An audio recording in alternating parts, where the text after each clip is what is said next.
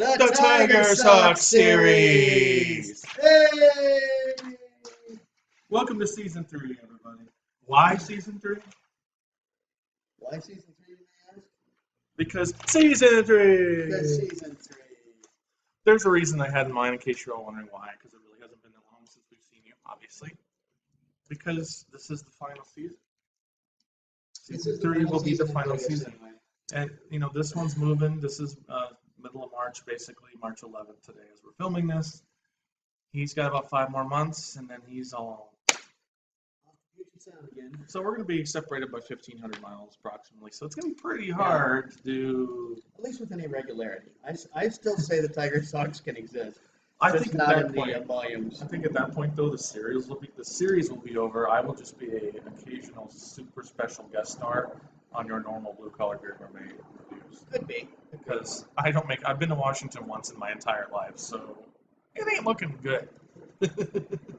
Anyway, this probably is the final season, most likely, and we thought, you know, a trio, because all, you know, trilogies, you know, Raiders, Exactly, yeah. Star Wars, well, we think of Star Wars as a trilogy. Raiders of the Lost Ark, Once Upon a Time was a trilogy. We'll do trilogy, and then we'll just do the the sporadic episodes later. But ultimately, it will be based around that trilogy. So, the trilogy premise. That, every time they try to add a fourth to those, it just ends up getting bad. That's true. Scream, they added a fourth one. That was terrible. Raiders of the Lost Ark, for perfect example. Indiana The fourth Jones and one, the awful. Kingdom of the Crystal Skull. Yeah. So just don't do 4. Yeah.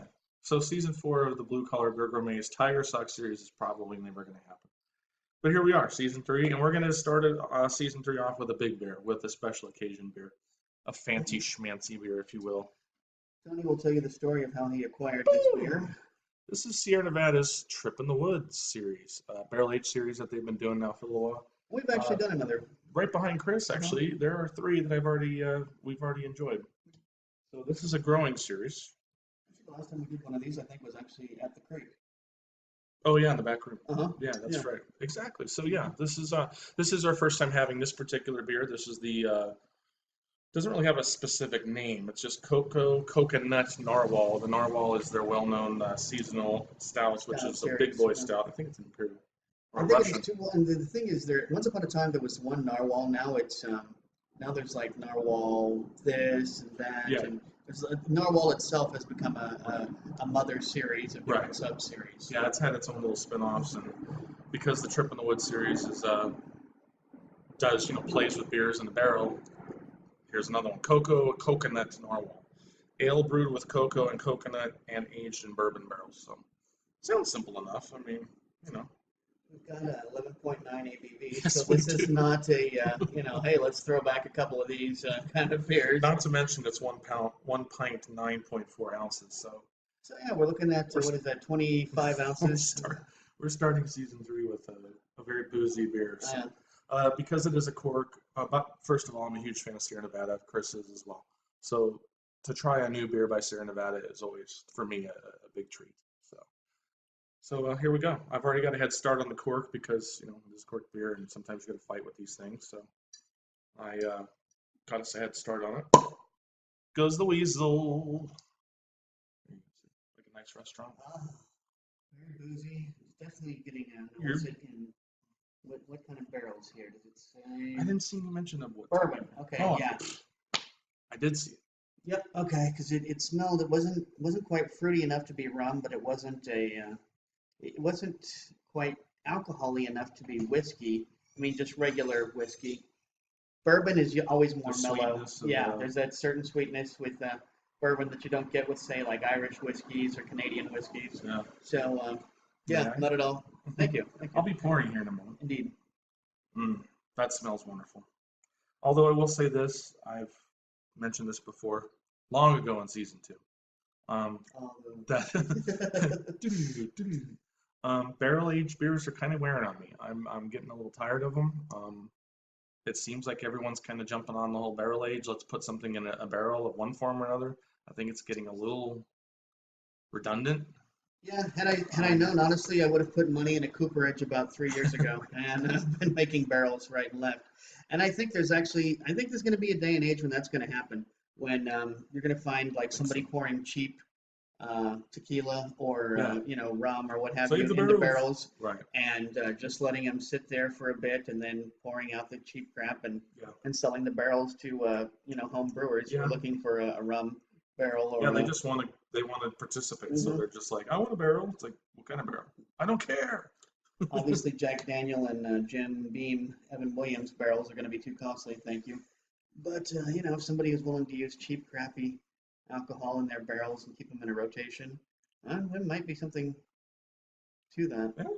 Hey, there's money to be made in everything if you really work hard enough. Well, Tony has poured this, and it is very, very black. Yes, it is. As Tony likes to say, light won't escape it. He's absolutely right. That's right. I've been noticing it. Kind of different glassware for Crystal Way. We have this basically a very nice high-end glass for wine. I'm going to Tenaya Creek goblet route. So. Last time when you and I had that gift from Katie and Brian, we used wine glasses for that one, and Matt actually had a recommendation for wine. Anytime it has a cork, I read this in a blog. I can't remember whose. I'm going to have to maybe look for it. But supposedly, anytime there's a cork involved, a wine glass is perfectly acceptable. So good to know, because it's not like most people are going to go out and buy beers that actually have corks in them anyway. So it's kind of an exception. You can make. The lacing right there. Beautiful beer. Yeah. As far as aroma and just lacing, and the head is very fluffy, and I'm getting a little marzipan, a little cocoa, lots of alcohol actually. Oh yeah, the alcohol is definitely coming through. The sweetness of the wood. That's always where I go with my my bouquet when I get a barrel aged beer. I sometimes cannot find a smell other than wood. But in this case, you can. Cocoa is very like a dark cocoa, like a baking cocoa. Yeah, I would say it's tempering the alcohol smell, which is very strong on this. But still, that's what's keeping it. Where you don't just go whoa after taking it. Yeah, it's a nice blend. It's a soothing smell. I'm even getting a little marzipan. I'm getting marzipan too now. Yeah, a little nutty, sweet. But definitely has that like a slight hint of vanilla kind of on the end of it a little bit. Shall we? Let's shall. I'm excited. Cheers. It's Sierra Nevada. Cheers.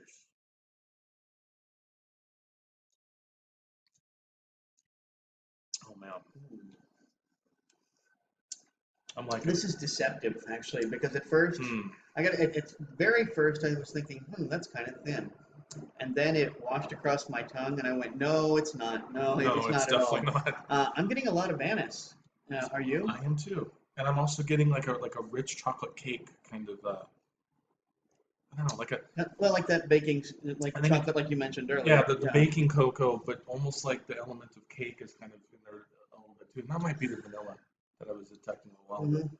Very rich, very complex. Rich, yeah. Layers your mouth. I mean, your whole mouth, your gums, your teeth, your tongue. The only thing I regret is that I don't have any tobacco right now. This would be a perfect beer to have. Tony doesn't smoke, but those of you who like a pinch of a pipe tobacco or a cigar every once and again, I think this is definitely one of those beers that lends itself to that. I'm gonna have me some tobacco with my Sierra Nevada trip in the woods. Tobacco. We promise more humor in season 3. Other thoughts, sir? This is a sipper. I mean, this bottle will last us, and I only poured. I can still see the mark of the bottle right up to here, so we still got quite a bit of beer in here. Don't think I'm gonna finish it because it's early. Daylight savings time. Thank you very much. Thank you so much. Exactly. God, Nevada sucks. Sorry. Excuse me. I feel like a major belch coming up.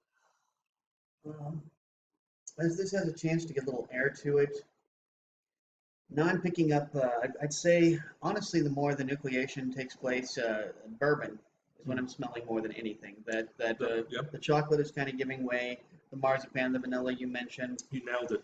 I'm not quite getting that so much anymore. It's mostly just the bourbon. Kind of reminds me of Willy Wonka when they chew the everlasting, or they have the gum that's every meal. Now I can taste. Yeah, now exactly. Now I can tomato smell soup. That's what this beer is kind of doing with me. Not tomato soup, but the bourbons we've had a little wave of it. We've had a wave of the cocoa, like very pronounced cocoa. It's like coming and going and ebbs and flows. It's actually a very enjoyable beer. It's very very original, and if you're a fan of barrel-aged beers, a fan of the Narwhal especially, I think you're going to absolutely dig this beer. A little bit more of a price tag. I mean, you know, but every once in a while you treat yourself to something nice, something nice for the people. Nice for the You people. know, it's a birthday, it's an anniversary, you got a promotion, you killed your boss, You got a promotion because you killed your boss. you did some yard work. It's and the then anniversary of you getting a promotion because you killed your boss. Right. And it's your birthday, and it would have been your boss's birthday.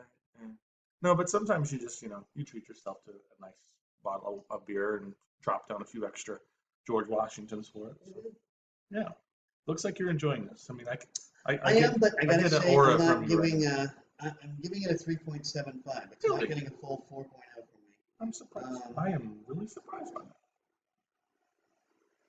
What is Because it I that- think I do think it starts thin, but then I'm getting more of an alcohol afterburn rather than an after flavor, and that's where the substantial is, at least for me.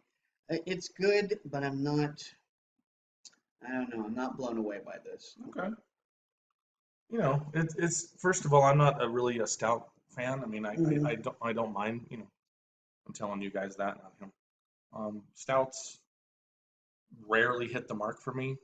I always enjoy them. I mean, there's never like, oh, get this out of my face. But there's never that time where I drink a stout and I'm like, I'm gonna go back and buy this immediately. I just don't ever experience that.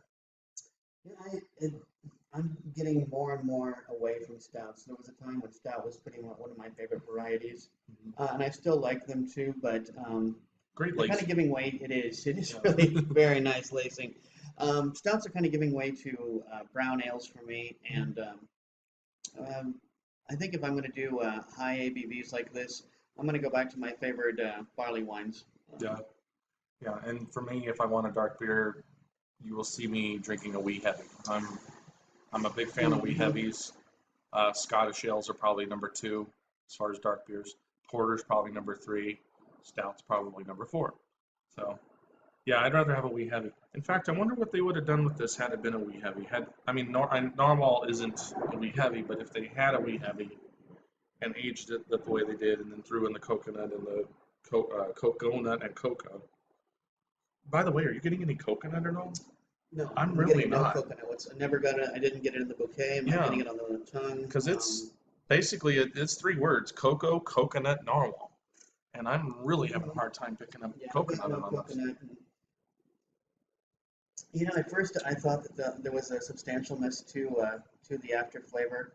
Like I said, it kind of starts thin, but really the more and more I get it, I just feel like that's alcohol burn rather than flavor. As far as the Trip in the Woods series, they're a little tougher to find. I mean, you need to go to kind of a bigger store. If you have a Bevco or a Total Wine in your area, that's going to absolutely be your best bet. The average Quickie Mart on the corner, 7-Eleven, whatever, no, forget it. You ain't going to find it there. But I've had see, like the one here on the right is Narwhal, and it's actually stout aged in bourbon barrels with red and black currants added, so that one was kind of cool. None of them are light. I mean, there's really no like, saison with this series. There's no pale ale in this series. There's no right. They always go. I mean, everything's been Narwhal, Belgian style ale. The ginger Bigfoot was their Bigfoot, which is a barley wine, isn't it? Yes. Yeah. The Bigfoot is a barley wine. Yep. Yeah, and then just with ginger. So anyway, I'll probably score this a 4, exactly 4.00. I like what they do with the series. I was going to give it a 3.75 until I realized, like you said, coconut, when that's one of the words of your title and I can't experience it in tongue or nose. I'm going to give it a 3.5. Going down. It is. But we got less than a minute here, so until next time, drink good beer, don't break the bank doing it, and let's strap in and enjoy the ride for season 3, guys. Yep. Please come back and see us. Come on back. Bye.